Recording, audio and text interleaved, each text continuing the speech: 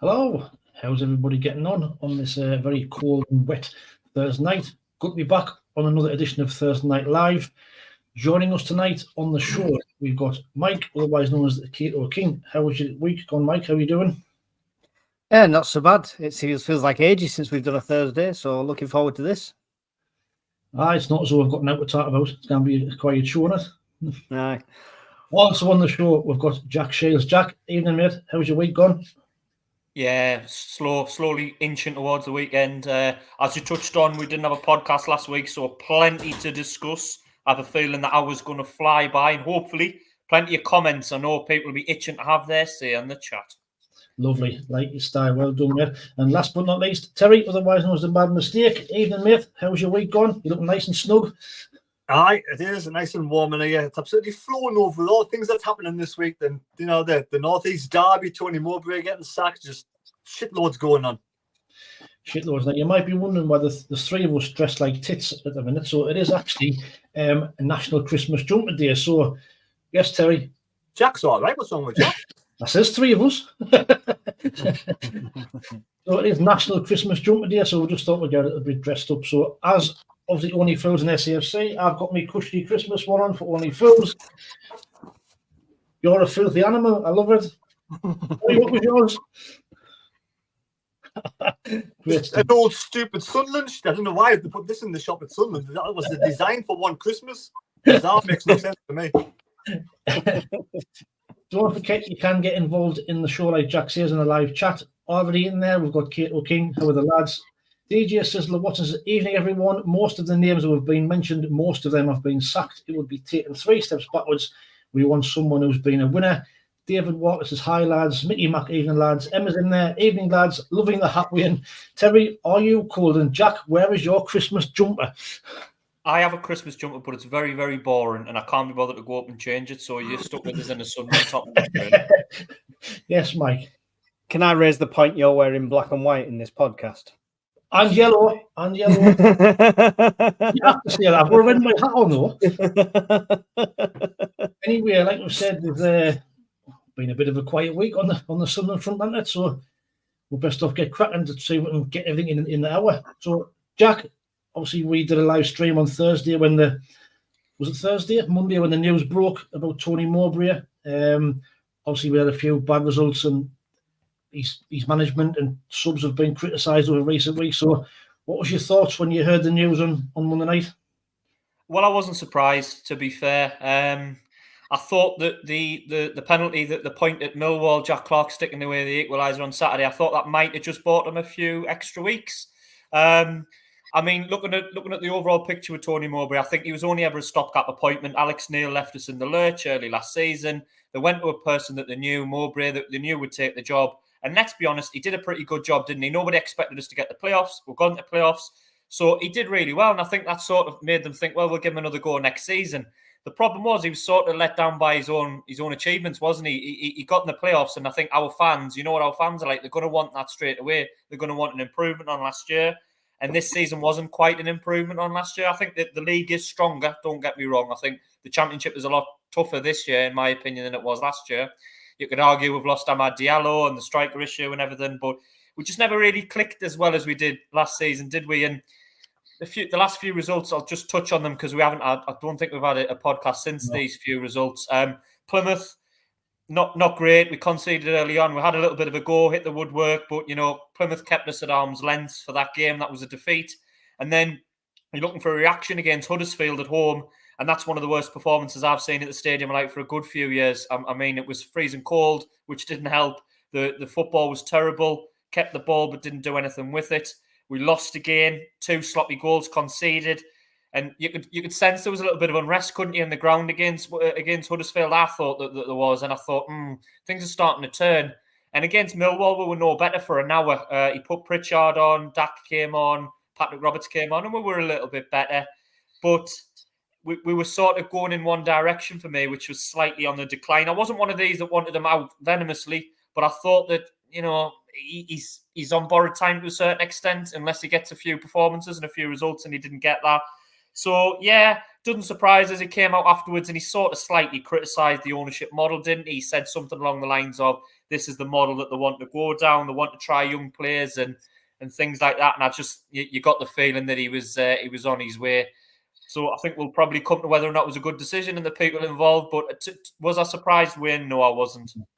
No, I think, like you say, there's been a bit of on social media over the past couple of weeks. There's been a lot of people criticising them, but I don't think we all expected it to come as soon as it did. Seem to come out the blue. Terry, what was your thoughts when you heard that on Monday? You know, were you shocked? Like Jack, were you not surprised? Did you think it was coming, or was it a bit too sharp? I think it was more the timing that shocked me. I mean, it was like 10 o'clock at night, and I was about to go to bed, and then someone messages and said he's been sacked. I went, no, you're joking, aren't you?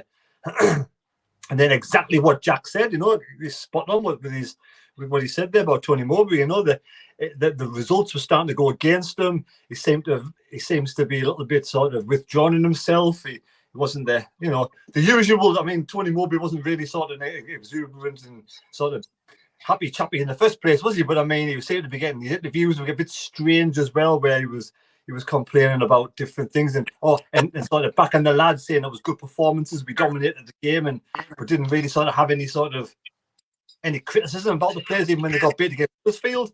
You know, with poor result against Huddersfield, probably the worst performance I've seen for under Tony Mowbray, apart from the likes of Stoke and Middlesbrough second half. And against Plymouth, we got beat, and like Jack said, you know, even Millwall, it wasn't a great performance, and we're struggling to score goals. We're one-dimensional. We only have Jack Clark on one side, nothing on the right-hand side. There's no plan B. So it all came to a head eventually, but I just thought the time was a little bit off, and especially now we're moving into the 2 games. We've still got no manager in charge. You may as well have kept Tony Mowbray until there was a bit of a gap, then got rid of him and got somebody in before the next match, but just the way it's worked out. It certainly seems a bit of a strange one with, 3 weeks towards the window, but, reading between the lines, has there been a falling out, do you think? I mean, does it show that how much Ahmad carried us last season compared to this season? We've missed him. Mike, what was your thoughts on Monday when you heard the news? Well, my first thoughts were, I'm not going to see the rest of I'm a Celebrity, because we went running to our PTs to go live here. So, yeah. But it was, like Terry said, it's a very unusual time of day to announce it. You'd think it would be a next day job, or, it would have been a bit more organised. It feels like it was just rushed out. And I liked him as a manager, yes, and we have criticised him. I think he needed to change his formation. He needed to try new stuff to get the results. Maybe that would have made a difference, but I don't know. But with the replacements we're currently looking at, they don't rate up to him as far as I'm concerned. No, we'll touch on them a little bit. It's not the best bunch we've ever seen. But Jacob, so you jumped on the live stream with us on Monday night. Welcome to the show. I see you've got the memo about the Christmas jumper as well. So give us a look. I mean, apologies, it's unfortunately black and white, but yes, I'll get the Irish part as well. of my family. Yeah, with beauty of Guinness, mate. Nice one. Lovely. Right. So obviously Tony Mowbray sacked on Monday. We'll jump on the live stream when it broke, but you've had time to reflect. What's your thoughts on the sacking? Yeah, it came as bit of a shock. I mean, the timing was strange. First of all, I mean, 10 o'clock on a Monday is a bit strange. I mean, personally, I think, let's be honest, if we'd lost the game on Saturday, the sacking would have been announced that same evening. Personally, I think that the penalty from Clark definitely made the board think about a few things with that point before eventually announcing it. But I think they've really had this on their mind for the past couple of weeks, really. But I think in terms of the timing, they've had someone lined up for a while to come in. And I know the argument would be, why is he not in charge yet? But listen, it could be from someone who's already in a job at this moment in time, and it's the process of getting him out of the position he's currently in and into, was it our managerial position, which is backdating it a little bit. But yeah, only time will tell. I mean, it looks like Mike Dodds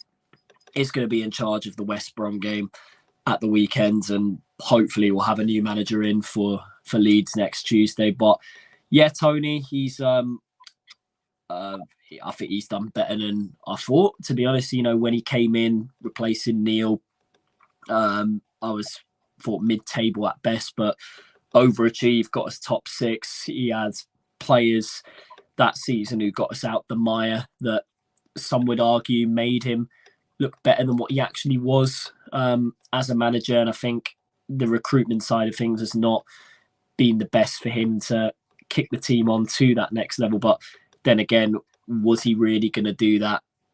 I think the max we were going to have with Tony was around about a year and a half, 2 anyway. I think the board had that in mind even when they appointed him. So yeah, it's one of those things where, but the next person coming in, it has to be for the right reasons, and that's to kick the team on. There's no point of sacking him if we're just going to be stuck in the same position. Totally agree. Totally agree with you. Like I say, we need to make this appointment the right one and correct. It's a massive, massive moment, I think, because if we get it wrong, it could be disastrous. We've currently got 101 people watching. We're currently on 25 likes. Please smash that like button if you don't mind. We'll try and get to 100 likes before the end of the show. Very quickly back in the chat. Ken Wallace says FTM. David Jobbin, good evening, lads. Sunboy Cole says Mowbray got found out. He had one plan and couldn't or wouldn't change it. John Woodcock says we are forgetting one thing these owners need to change, or whoever we will get stuffed. Emma says, loving you all, have Toffs Top hanging in the background. Yes, we've got our Toffs Top in the background. Don't forget you can head over there with Christmas coming up. Got to mention that at the start of the show. Tom Wallace said it's clear to see that whoever gets the job won't have a say about transfers. Do you lads think it's a good idea that Christian Speakman is having a last say on the players? When Lee Johnson was sacked and Alex Neil came in, we mourned and he got us promoted. When Tony came in, we mourned and almost got us promoted. So you have to trust KLD and Speakman. Bit of a mixed reception there. Mickey Max has put that badge back on. I think he's wanting your face bird out there, Mike. Emma says it's because of what Tony said in post-match. Absolute players are not being ready and probably time of year. So less negativity. Maybe as Peter will be settled in bed. Maybe just a thought. Paul Heron said he was surprised and disappointed to see Tony Mowbray sacked. David says, do you reckon Clark will be away in January? John Woodcock says, Tony never picked the team. That's a fact. Now, there's been some rumours this week about, obviously, Speakman putting pressure on Tony Mowbray to not play Pritchard and the experienced players. So, Jack, you know, do you really think them sort of things are true and Speakman's been picking the team? I don't think he's been picking the team, to be honest. I don't think Tony Mowbray. Tony Mowbray's an experienced manager. He's a man that's probably, you know, got a high opinion of himself. He wouldn't allow for that. However, I do think there would have been an influence to try and develop the young players, but I don't think that's a secret to say that we're going down that model. We all know that we're buying. I mean, we've got the youngest squad in the Championship. How many times have we spoken about it on this podcast? You know, and it gets mentioned every time Sunderland play. We've got the youngest squad in the Championship, and we're developing the youngsters and trying to bring them on and either sell them for big money or develop them at Sunderland and try and improve the team. So I definitely think they would have influenced them to try and get as many young players on the pitch as they can, because that is the route that they're going down. But I don't think Speakman would have been directly picking the team. I don't think Tony Mowbray personally would have stood for anything like that. No, me as well. Terry, I think, did you hear anything from your sources? There was some rumours and social about Speakman apparently putting pressure on Mowbray to pick the side. Well, I think I was told that he was sort of under pressure not to play Pritchard, basically saying that they don't want him to start Pritchard. They want rather he started younger players, and that it's not we already know that he wanted rid of 3 players. He wanted rid of Bart, he wanted rid of Gucci, he wanted rid of Pritchard. Pritchard said he didn't want to go anywhere. He wanted to stay and fight for his players. And I think the likes of allegedly Speakman and them have said, look, I want you to play the young lads we brought in. Speakman. Pritchard on the bench, if you need him, bring him on, that sort of thing. But it's a no-brainer. Why wouldn't you start Pritchard? That itself for me is criminal. You've got to start Pritchard, especially in the last few games when we're playing so badly. It just seems to be an absolute wasted opportunity. No experience, and he's experience. And I think that's what's let us down on the pitch. That's why we've been struggling for results. Mike, when you look at it on the bigger picture, do you think it's like is it the right time? Would you give him? I suppose we couldn't give him any longer with a window coming up. Is that why they've done it now? Give the new manager get time to settle in before the window comes upon us. I don't know. It depends if they're going to let a manager come in and have any sort of influence on the signings, or if it's just going to be sit back and head coach job again. So that's difficult to say, because what would it matter whether the January window's there or not if a manager's not got a say in the matter? And by the looks of things, the stuff I'm reading today, we're already on the recruitment drive for a couple of players, neither of which have rated yet. But yeah, I find it odd completely, because I think his points per match ratio and his win ratio with us at the moment isn't bad. And I think, was it Jack that said it before, that he's a victim of his own success last season, unfortunately. I think people wanted, after us reaching the playoffs so quickly and having players like Jack Clark in the squads, they wanted us straight up for second, third position. You're possibly right. You know, we weren't expected to get playoffs last year, and then now we're in a stronger league with arguably a weaker team. You know, for me, the transfer business in the summer hasn't been good enough. We know that. Jacob, do you think it was the right time to sack him? Do you think they actually did it at the right time, or would you give him a bit longer? I thought they may have potentially given him 1 or 2 more games, but I think it was the interviews he's been given. Well, sorry, the interviews he's been doing, I should say, as a correction, recently, I think has been his undoing. I think the board have not been happy with certain elements he's given away in terms of, you know, picking certain players, the way how he's spoken about certain players' attitudes.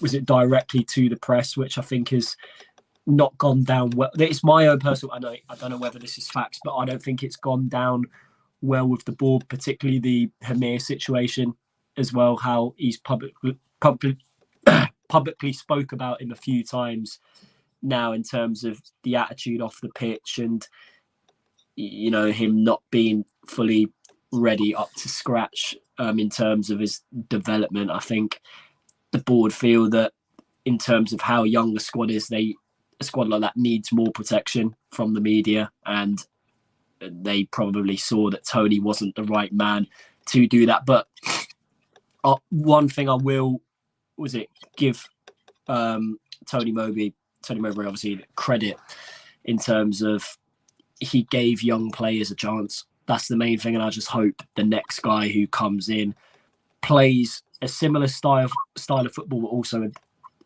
adopts that same method as well. You know, bringing the likes of obviously all the Chris Riggs through that we're going to have for the future, because that's the motto the club want to go down. And yeah, I hope we stick with that. Whoever comes in next, I hope not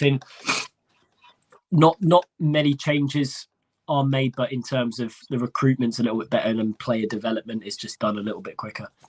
Yeah, I mean, I'm old school. I always prefer the manager to have a say in transfers and what have you. So, Jack, I mean, if you look at the bigger picture, this could have like a knock-on effect. We know the likes of Jack Clark and Job and Roberts love Mowbray and love the freedom he gives them. Do you think that now that might have a knock-on effect in January if clubs do come knocking for these young players? Will that make them want to be aware?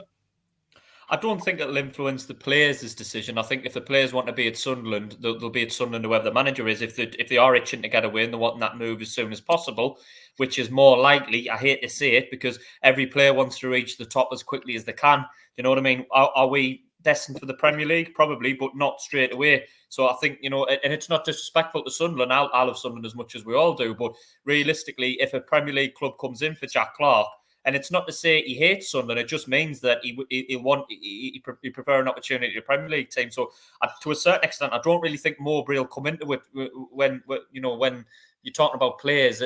You know, if a Premier League opportunity becomes available, I don't think the manager will come too much into it. I think there's no reason why a new manager can't take the new players under his wing, though. I mean, yeah, they're like Mowbray, but it did go a little bit sour the last few weeks. There's nothing to say a new manager coming in won't inject a bit of optimism in, might be a bit better tactically. That was my slight criticism of Tony Mowbray. It wasn't his results. It wasn't the fact that he got, you know, how much he got out of the players. It was just tactically sometimes in games you felt like you couldn't understand where we were going or what we were doing. And I think he even admitted himself, sort of tongue-in-cheek, he's not really much of a tactician. I think he actually said it himself in an interview once. you know, and that was sort of, it wasn't meant as a criticism to himself, but it was in a way, because I thought, well, it's not great a manager to say that he doesn't really look at tactics too much. He's more of an enthusiastic motivator type thing. So I don't think the manager situation will change too much with the players. I think if we get a good enough offer that the club deem acceptable, and the club and the player wants to go, he's likely to want to at least speak to the other club, probably. Aye, you're probably right. Aye. Very quickly back in the chat. John Rudrick says Tony never picked the team. That is fact. Emma says, I don't think Speakman has been picking the team, but he feels he has a lot of influence on the choices. Paul Herring says, if Speakman was picking the team, Dak would never have played. John Nesbitt says, so our glorious owners are about to put all their cards on the table with the next appointment. Speakman, the team picker. If the new man in is a yes man, there could be trouble ahead. God help us. Some boy Cole says, we will hire a manager, a coach, not a manager. Mason Smith says, I think it was the right decision personally. We can dominate the ball all we like, but we never look like scoring. Getting in a manager now gives him time to work with the players and the January window. Keir Morris says, is Christian Speakman under pressure to get his appointment right? If it goes badly, will his job be under pressure? Jim Nesbitt says, David Moyes had a say in transfers. Look where it got us. David Jones, I lived a few doors away from Chris Riggs' dad, and man for 15 years in Keswick, played darts with his dad. I've heard how... Oh, well, he's just saying how bad the club was inside. I'll not read out the swear words, but keep it clean. Jim Nesbitt says the Nesbitt brothers are in the house. There we go. Laid back, Jack. There's the brothers. I like it. Terry, so, you know, do you think it'll have a knock-on effect come? I mean, if we're saying that Speakman's going to sign these players anyway, it doesn't really matter who the head coach is. It's just a case of how this new head coach can develop the players and work with the players, really. That's the question, isn't it? That's what we're looking for. But we're only taking a hearsay that they were really, really close to Tony Mowbray. I mean, let's face it, if it's Speakman and KLD are bringing the players in the first place, these young kids in the first place, then obviously they want them to play the kids. So the kids who are getting played, who are playing now, will still get game time. We'll still get the same players, still get the game time. So really, they're still going to get match day football in the championships. I don't see the faces being put out. It's still down to them to perform well and obviously to get a better move one day and a bigger pay rise or whatever. So the new head coach that comes in is kind of going to be a yes man, but that's what it is, isn't it? They want somebody in who is young, who can coach young players and develop them, and that's what they're going to get.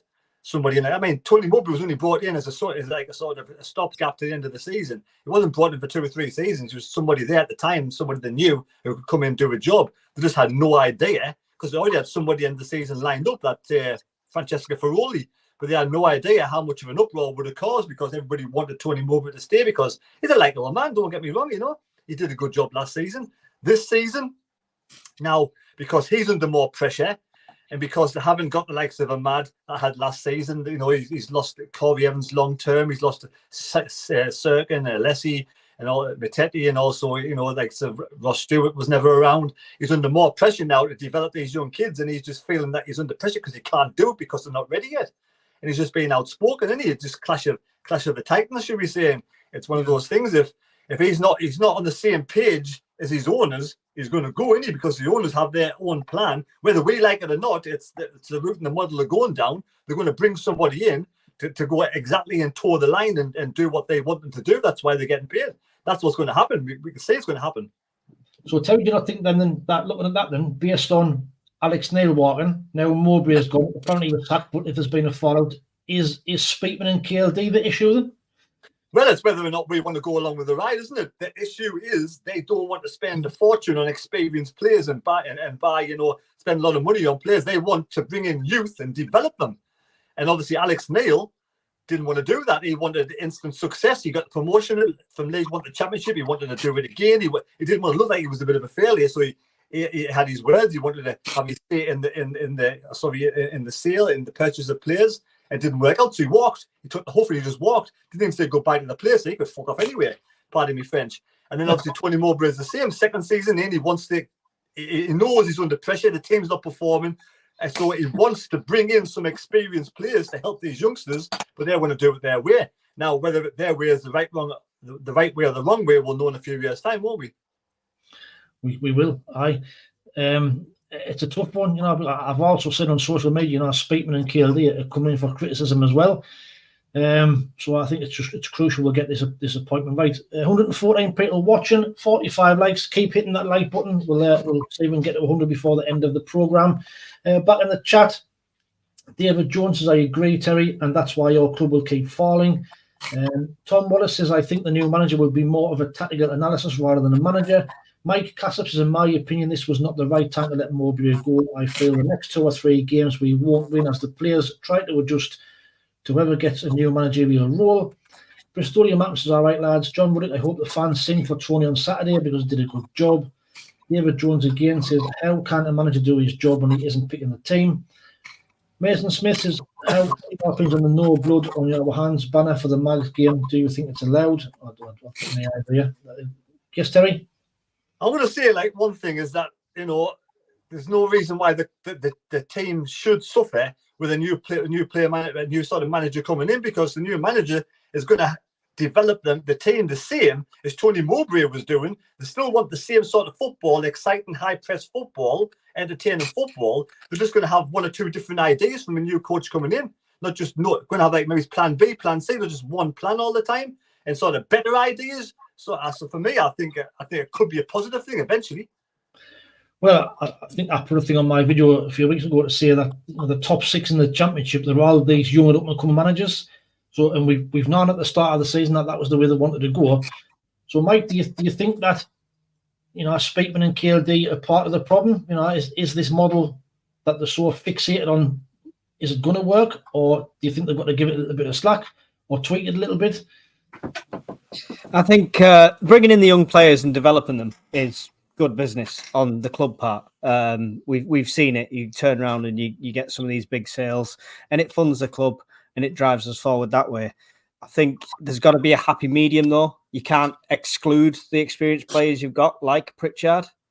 So even if you're not going to fork out a fortune for a good experienced striker or something like that, you need a mid-level. You need something else in there. You need a bit of experience in that squad. So it needs to be a bit of column A, column B sort of thing.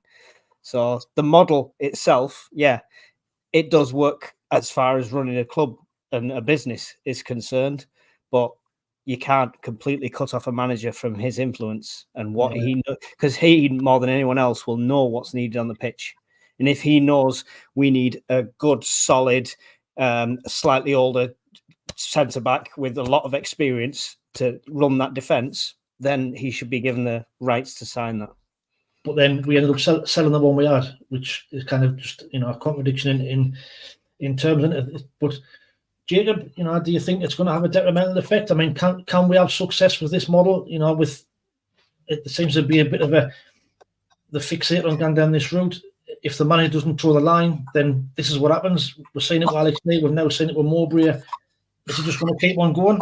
I think it's doable, mate, but we're still in the very, very early stages of it. I think it's going to take a while for it to, you know,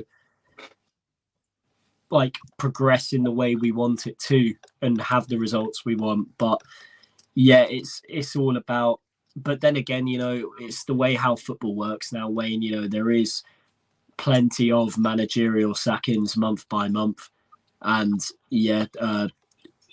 boards are under significant pressure to go down new directions and get results sooner than planned. And if that involves changing the manager, that they won't be afraid to do it. So yeah, it was always going to be the case. I knew once the club were going to go down this road that Tony was going to have a max about 2 years in that job anyway.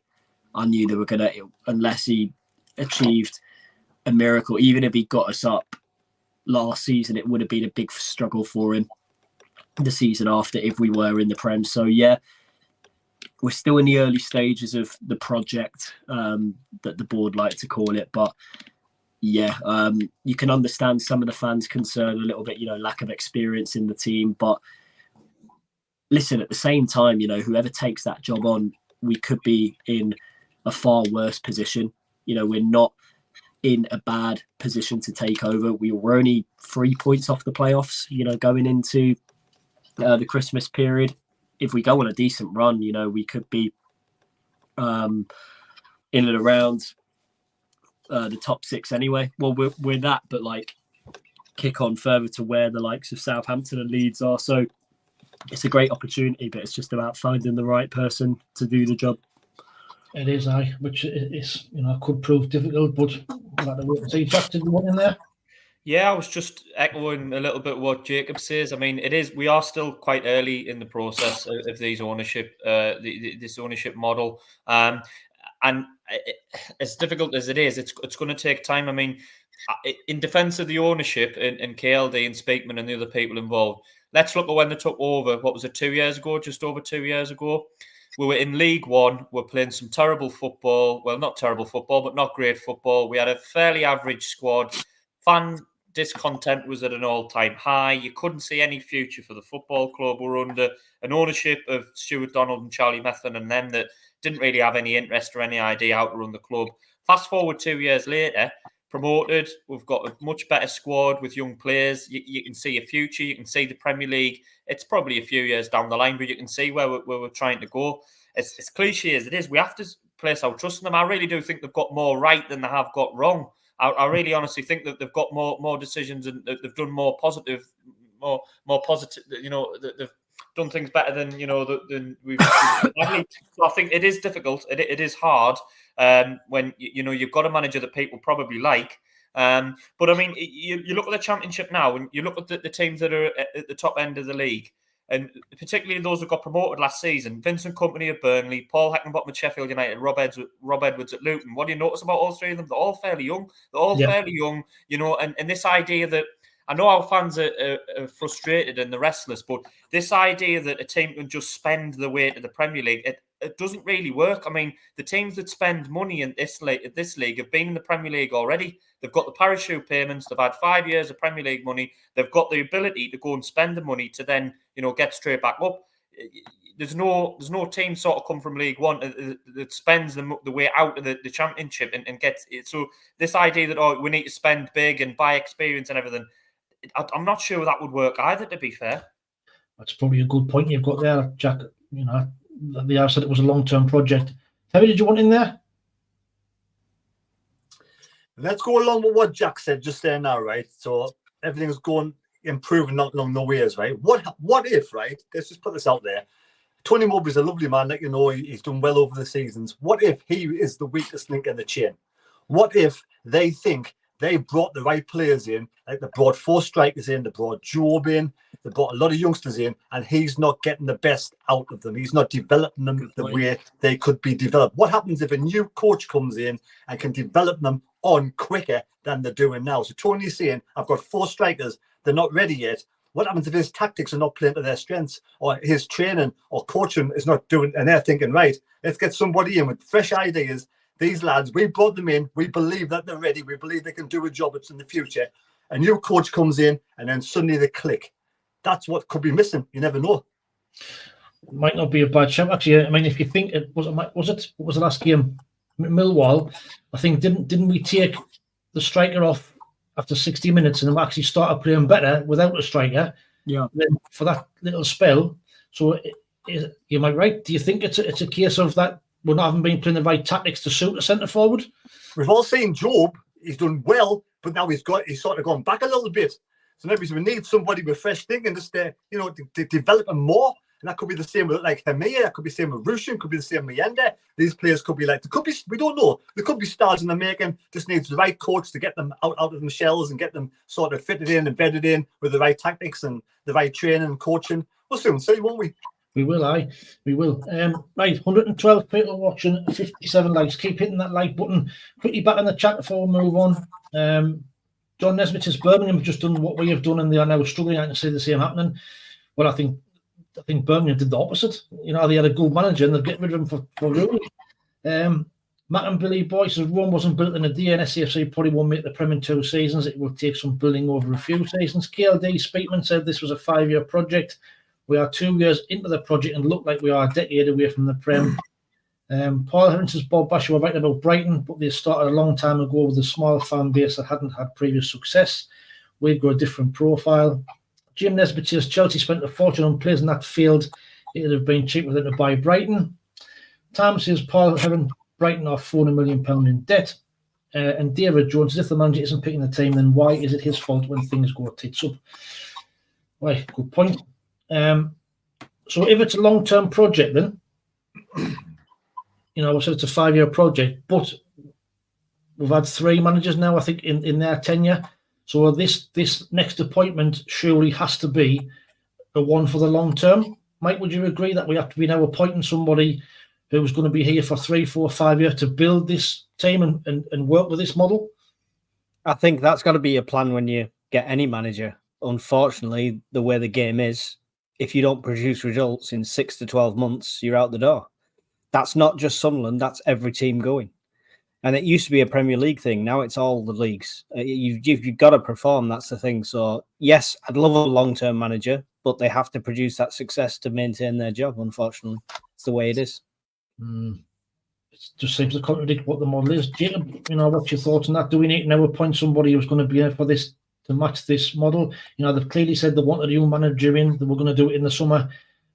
Fans backlash kind of forced them to keep Tony Mowbray, and now they're getting rid of him. Now we have to sort of appoint somebody who's going to align to the tactics of what they want, you think?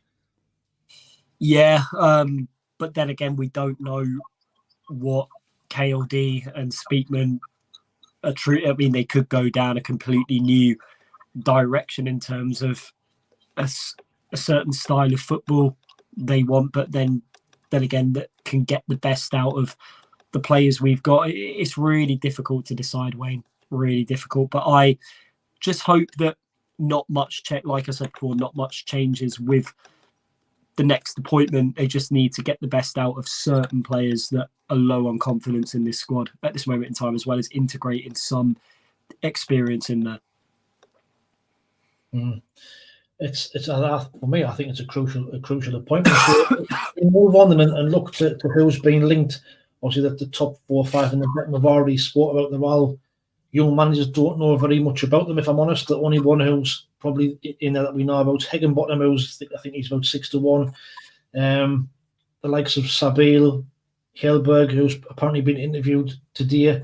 Who else is in there? Will Still, who would personally be my favourite, just based on what I've seen on social media. Still didn't know that much about him. So, Jack, based on what you've seen in social media, and what you've seen in the current betting, is any of those that you're quite happy to take, or would you take any of those? It's a difficult one because normally the names are experienced and you're crying out for someone, or there's names being bandied around. So this one, we're all sort of, nobody's really certain of a lot of the names on there, and I'm not either. I've had to do a little bit of research and have a look into a few of them. Will Still would have been someone that would interest me, absolutely. At the minute, I like the look of the Swedish gentleman. What is it, Hellberg or Melberg? Hellberg. Not Hellberg. Hellberg used to be a footballer at Aston Villa a few years ago. Yeah.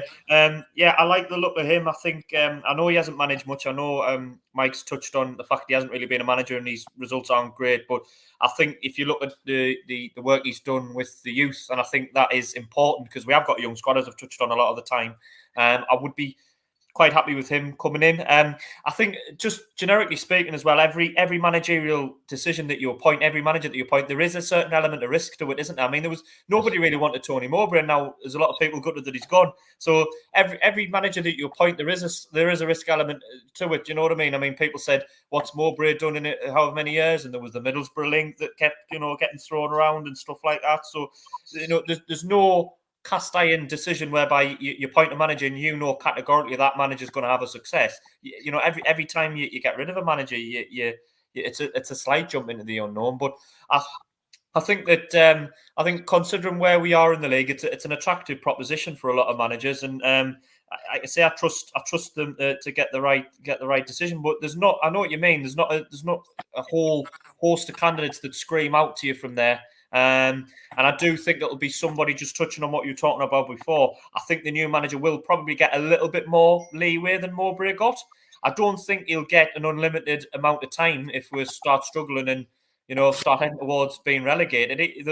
Every manager gets judged on results. So, but I think he probably will get a little bit more leeway, maybe a little bit more time than Tony probably got.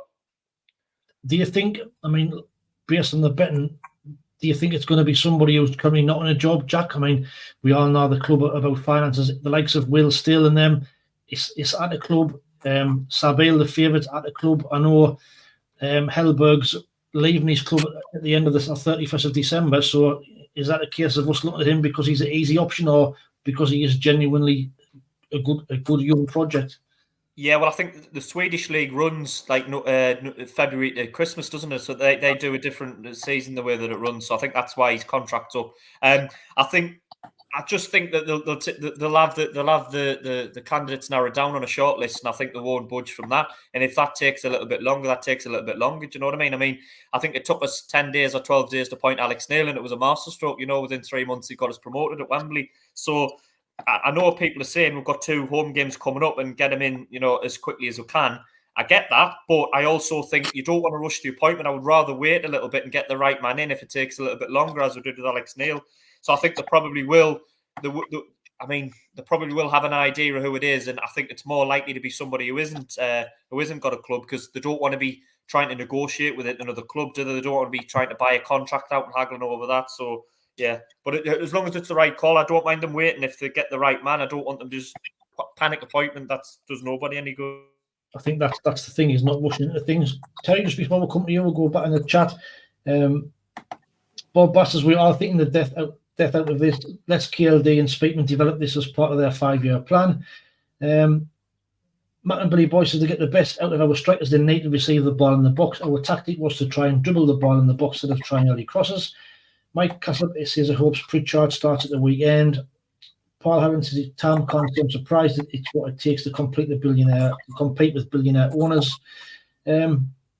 Well done, Mad Mistake. Well done, Terry. We're currently on 72 likes, so we're on track to get to 100 before the end of the show. So keep on hitting that thumbs up. So Terry, you know, I think there's been loads of rumours, as there always is, about we're looking at this one. This one's for interview.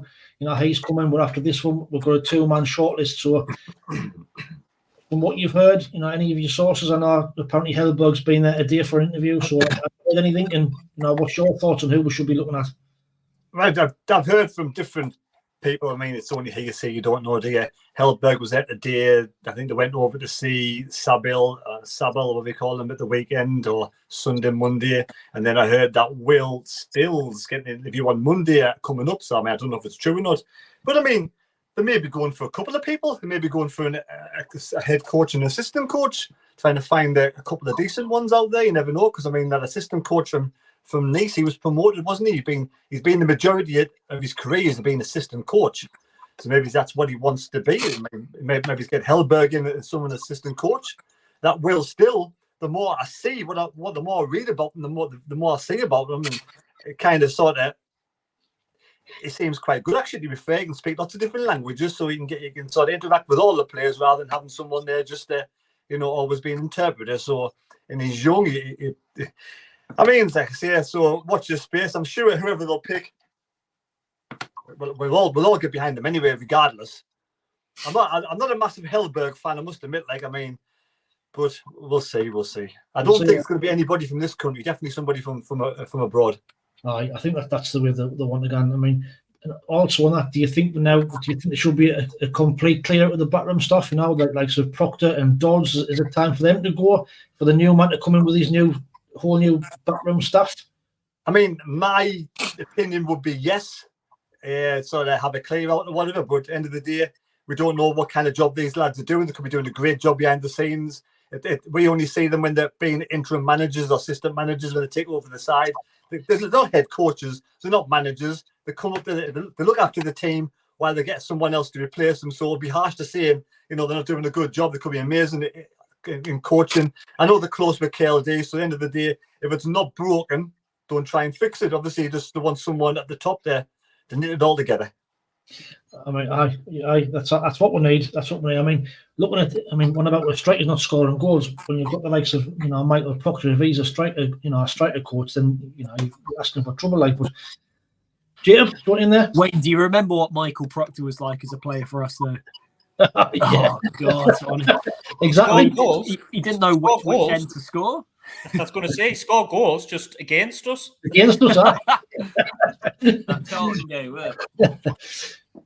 Mike, you know, based on what you've seen, you know, who would your preference be? And, you know, are we going to go for somebody out of a job, or will we try and get somebody and pay the contract up? Well, I'm hoping the latter, because I like out of the top 5, like if you're looking at like betting odds, I don't like Sable at the top. Hellberg might be good, but his win ratio's nowhere near as good as Mowbray's was. The only one that lives up to it and looks like he could bring something new is that Will Still. Out of the top like 4 or 5 on the odds, you go further down the list, you've got like John Eustace. I'd love to get him. You know, I think he'd be a great manager, but whether we can get someone like that, I don't know. So, yeah, the long odds ones are all great, but the ones that we're actually front runners for, Will Still would be the one for me out of them. I mean, I had a look at Eustace, and before this season, I think he's winning it all. That's great. I think it's only this season where he's done, you know, quite okay. I mean, Graham Potter's on there and all, again, would be a great one, but, you know, Heckingbottom's another one on there, which I thought, you know. No chance of Potter. Absolutely no chance of Graham Potter. I mean, it would be lovely, but he's more likely to get the England job at the end of the season. I think I said on the live stream, got more chance of getting Brian Potter from Phoenix Knights. I think I've got more. Harry Potter with his magic. Harry Potter. I'm still campaigning to get Julio Arca in. So. Jacob. There was one mention. I mean, I think it was mentioned by someone on our group chat. To be fair, I know Steve Cooper's been struggling a bit with Nottingham Forest as of late, and I think there's talk of him losing his job if they get beat off Wolves at the weekend. Would you have him dropping down a division again to rebuild something at a championship club with us? Absolutely, for me, 100%. I would have him in. Yeah. However, I've heard he's off to Crystal Palace. That's what I've heard. Really? He's linked with Palace when Roy Hodgson decides to finally retire after 800 years of management. Sticking big number 9s on corners. I mean, Heckingbottom's available, but for me, I know he did a good job with Sheffield United last season, but I just thought they had a Premier League side in the Championship. So for me, I wouldn't. I mean, I don't know what your thoughts are on there. Anybody chip in? Would you have Heckingbottom? No, I wouldn't. Like, no. Terry, Heckingbottom? No, not really. I'm not like I say. I think we could do worse. I think we could do worse, but I don't think them type of managers are even going to come into the frame. To be fair, the likes of the names that we've mentioned. We're all looking at it from a fan perspective in English football, but they're obviously looking at a wider European, model, aren't they? They're looking at wider Europe and who's done well to fit the specific criteria that we're looking for. So it's all very well and good us discussing these names, but I don't think they're likely even to be in the frame. I might be wrong. In the frame, I mean, yeah. In the betting yesterday, Steve Bruce was 10-1, so I don't know what Sky Bet were thinking of. I thought he's still on there, but he's 16-1 now. He was 10-1 yesterday. I mean, I don't know if anyone read as well. That Will Still must have something to offer, because the club he's at, is it Rem? He's at the moment. They paid 22,000 a game for him to manage because he didn't have the pro license. I mean, what do you offer to a club for them to be willing to do that? That's a reason. Came out of his wage. But he proved the point. It shows he's willing to sacrifice to prove he's got it. Definitely.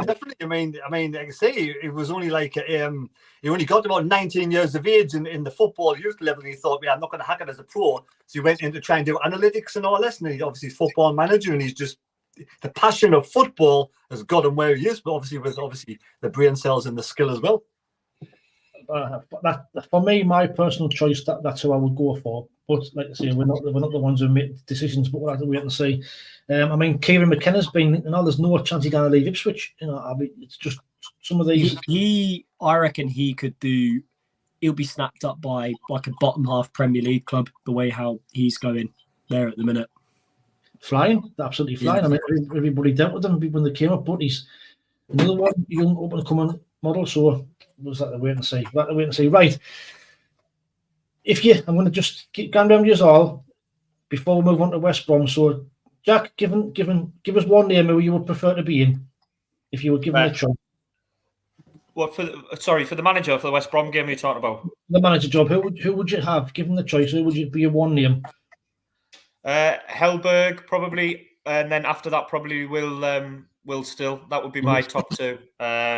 I mean, I don't think it's likely we're getting Will Still, but that would be my top two: Hellberg or Will Still. Nice one, Terry. I'd never even heard of the majority of these names before this week commenced. So, I've got a couple of quid on Sable at a big odds, so I'm happy with that one. But I think Will Still. I think the more I've seen of him, the more I've seen what he's done. I'm thinking, he's a passionate lad. He seems to have a good brain, so I might give it him, maybe. Good stuff. I think that that they were paying the money for him each week to pay like a fine because he didn't have his badge. But that might be a reason why he stays there and he wants to be loyal to them. Who knows? Yeah, but that came out of his wages. Did it actually come out of his wages? It was an interview, I think somewhere I read it come out of his wages. So they got fined, but he was willing to lose that money out of his wages just to get to where he is. But eventually, had to get all these sort of all these badges and that, didn't he? Really? Well, if he's on that sort of money, he's got no chance of coming here, hasn't he? We're not going to pay him that. So there's a no straight away.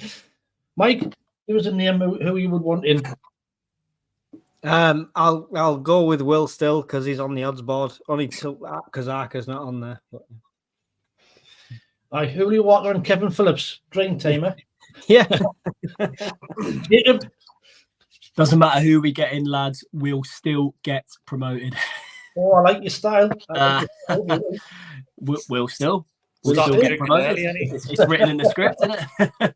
Right then, so manager aside, we've got West Brom coming up with the weekend. Not the most ideal time to be playing them. They're absolutely flying at the minute. I think they've had 3 wins in the last 5 games. They've put points off Hull.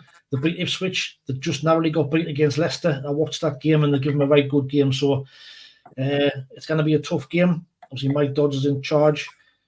Jack, do you think it'll be a case of same team, same tactics, or do you think that Mike Dodds will be brave enough to try and switch things up? And, what's your thoughts on the game? I'd like to think he's a bit brave because he knows he's not going to get the job. So it's a bit of a free hit for Mike Dodds, isn't he? Do you know what I mean? I think he knows he's probably not going to get... Well, he might get a little bit of criticism, but he might not even be in the job by Monday morning. So he might think, well, I'll mix it up a little bit.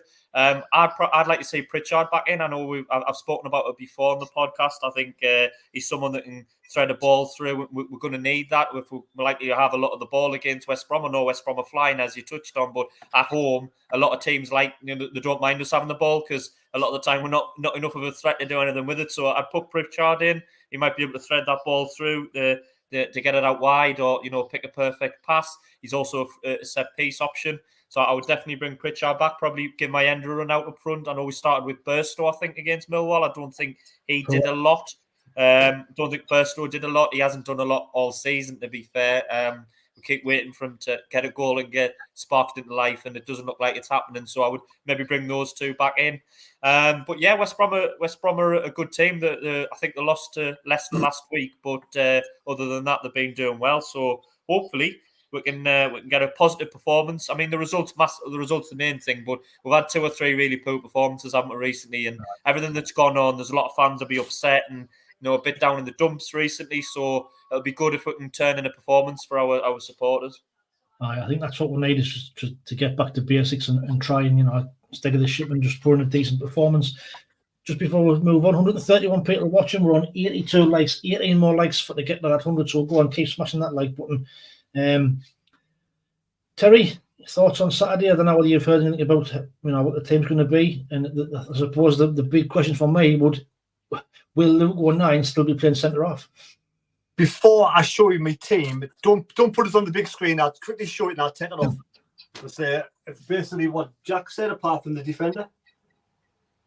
Patterson, Hume, Ballard, Seale, Huggins, Neil, Ekwa, Bromwich, Pritchard, Clark, Mienda. But we'll know on Saturday whether or not this whole Pritchard thing's true or not, because at the end of the day, Dodds won't do anything to upset Speakman because he's getting paid. That's his job. They are quite close. I've heard they're very good friends. So he'll toe the line on Saturday regardless. He won't do his own thing. He'll do what Speakman wants. Now, if Speakman doesn't want Pritchard in the side, we'll know on Saturday whether that's true or not, whether it was just rumours, bullshit, or whatever it is. We'll see. Because at the end of the day, we'll see. We'll start Pritchard, wouldn't we? The majority of us would start Pritchard. It may have only been Tony Mowbray, we don't know, or maybe Speakman. We'll find out on Saturday, because I'm sure with Dodds, we'll start Pritchard with the experience. To be honest, you've got to. It's a no-brainer. Aye, and same with 09. 09, Tony Mowbray was the one who was keep saying 09 for his first name on the team sheet, so we'll find out again if the backroom staff felt that way as well. Mike, thoughts on Saturday? You know, it's going to be a tough game. I know they've got quite a few injuries, but, you know, what's your thoughts? This is probably the one game I've not been optimistic about. I think it's written in the stars, Josh Marger scoring for them in the last game. It's going to happen, isn't it? He's going to score against us because I thought he was a superb player when we had him. But yeah, it will be interesting to see how much Dodds does change it or can change it, like I say, you know, because if nothing changes at all, then who's pulling the strings? It's just like, you know, yeah, I'm not optimistic. I won't give a score prediction because I don't want to. But well, you're going to have to at the end, so you've got no choice. Jacob, thoughts on Saturday? Do you think we're going to make some wholesale changes, or will it be the case of just same old, same old?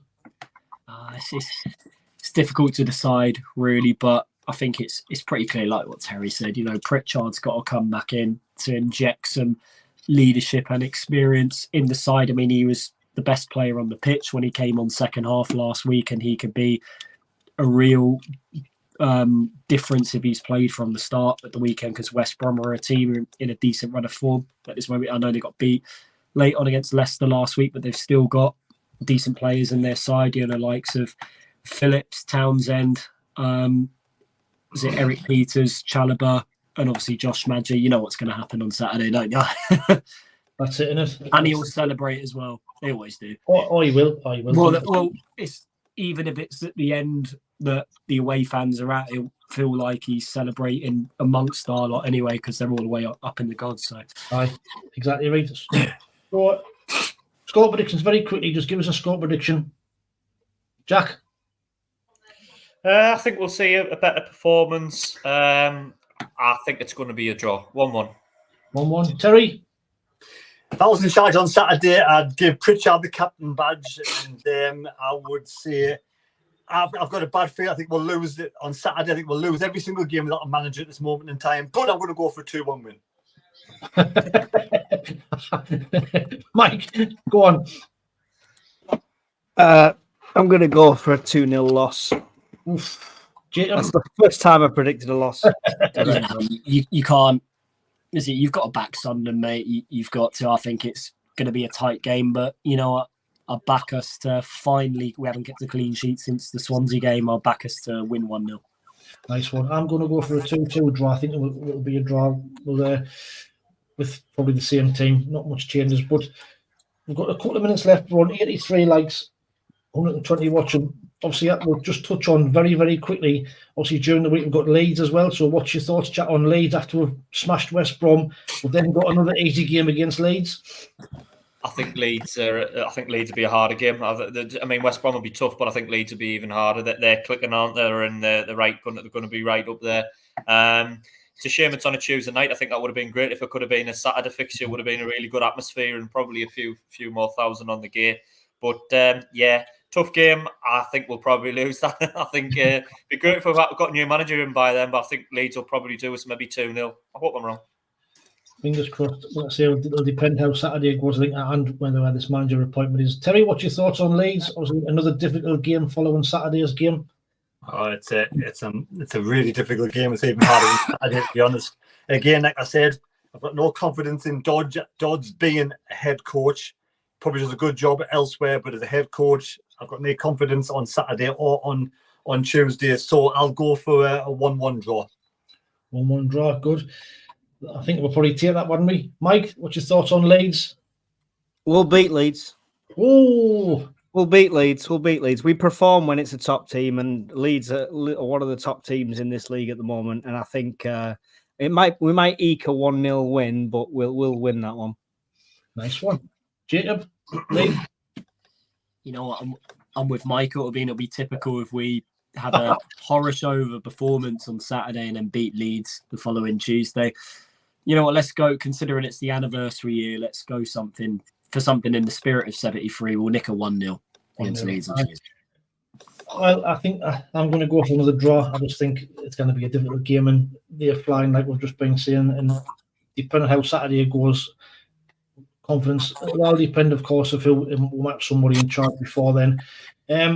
On the next show, or closer to the next closer to Christmas, we will obviously touch on the FA Cup draw when we've drawn that little team down the road.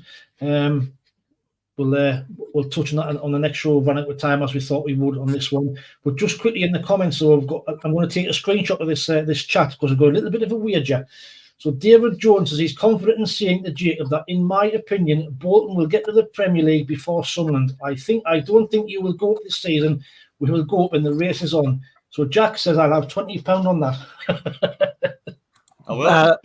Everyone's entitled to their opinion. Most of my friends are Bolton fans. That's where that's just down the road from me. They are absolutely storming it at the moment, to be fair. They're doing brilliant. But they've been there before and look what happened. I'm not even sure they'll get promoted this season, to be fair. I might be winding them up a little bit now. Like, he's going to be knocking at your front door soon, mate. Right, we're out of time. So we're 87 light. You've got about 30 seconds to smash that like button and get us to 100 before we go up there. 115 people watching. Been a great show as always. It's flew by. Loads of great discussion. Probably didn't touch on everything that I wanted to touch on. But Jack, do you want to see your farewells? And yeah, I mean, it's never boring at Sunderland, is it? It's never ever boring. I mean, we can be doing well or doing poorly, and there's always something happening, always something to talk about. But hopefully things might. I mean, I know some people will be down in the dumps, but hopefully things start looking up, and we get the manager in, and you normally get a new manager bounce. We've got to hope for that. You normally get a good run of few results. But I'll be there on Saturday, and I'll see everybody later, lads and lasses. Nice one. Cheers, Jack. Terry, final thoughts? Exactly, yeah, the same. Have a great weekend, everybody. Hopefully 3 points and happy days. Enjoy it. Thanks for watching the channel anyway. It's the most important thing. That's that. There's Mike, final thoughts? Yeah, thanks for watching, everybody. A few of us will probably be sleeping in our Sunderland shirts just in case they decide to announce a new manager at 11 o'clock at night, you know. Yeah, we will try and jump on, of course, if there's like we did on the breaking news when Tony Mowbray was sacked. If we're around, I'm sure we'll jump on the live stream and we'll have a bit of a discussion. Jacob, final thoughts? Like I always say, it's unknown times at the club right now, but whoever is being lined up to take the job on next, taking over Tony Mowbray, keep the faith. Keep the faith, indeed. So, right, thanks everybody for watching. Like I say, it's been another good show. Until the next time, and take it easy, stay safe, and we'll speak soon. We'll see you later.